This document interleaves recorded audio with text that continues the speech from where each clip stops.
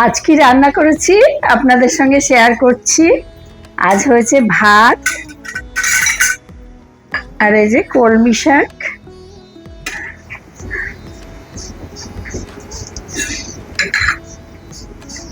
সঙ্গে দিয়ে দিচ্ছি একটু বড়ি ভাজা আর পাতলা ডাল।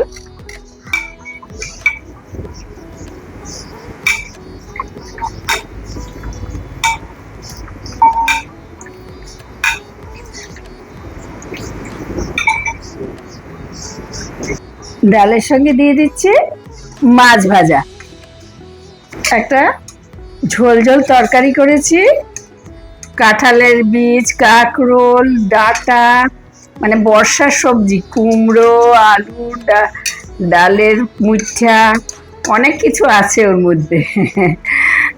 মিষ্টি আলু, অনেক কিছু আছে। ঝোল ঝোল সবজিটাও খেতে ভালো লাগে গরমকালে। ব্যাস। আর এই যে লাউ ঘন্ট,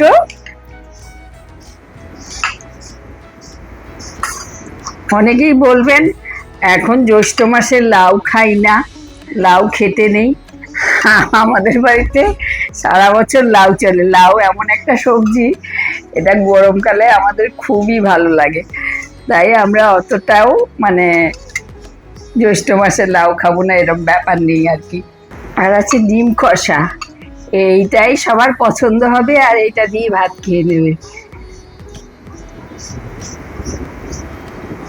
এই যে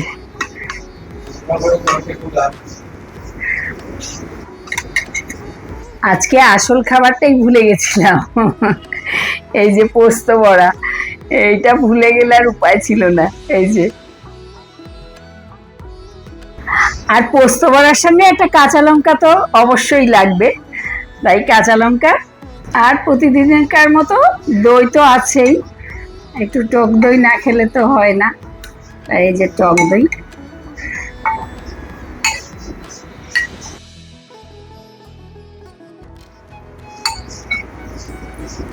ব্যাস, একদম খাওয়া দাওয়া কমপ্লিট। এই যে এত সব আইটেম তৈরি করার একটা কারণও আছে, রান্না করতে করতে হয়ে গেছে। যেমন এই ডিম কষা কালকে হয়েছিল, এবার আমার হাজবেন্ড মাছ ভাজা হয়েছিল, মাছ ভাজা তেল দিয়ে ভাতটা খেয়ে নিয়েছে, এবার আর ডিম কষা খাওয়া হয়নি। এবার আজকে ডিম কষাটা না করলে ওর মানে কালকে সে এটাও ভালো লেগেছিল। এদিকে মাছ ভাজাটা করেছিলাম, নাতনি অনেক দিন পরে এসছে, ও মাছ ভাজা ভালোবাসে, কালকেও করেছিলাম, কালকে রাত্রেও ছিল বহুদিন পরে, তা আজকেও ওর জন্য আবার, ও ভালো খেয়েছে তাই আজকে আবার ওর জন্য মাছ ভাজা করেছি, ফলে সবার জন্য করলাম। এই করতে করতে আর তরকারিগুলো কাটা ছিল, ওই দিনে সেদ্ধ ভাত রেঁধেছিলাম, তার অনেকগুলো তরকারি কেটেছিলাম, সেগুলো না রান্না করলেই নয়। এই করে করে অনেক রান্না হয়ে গেছে আজকে।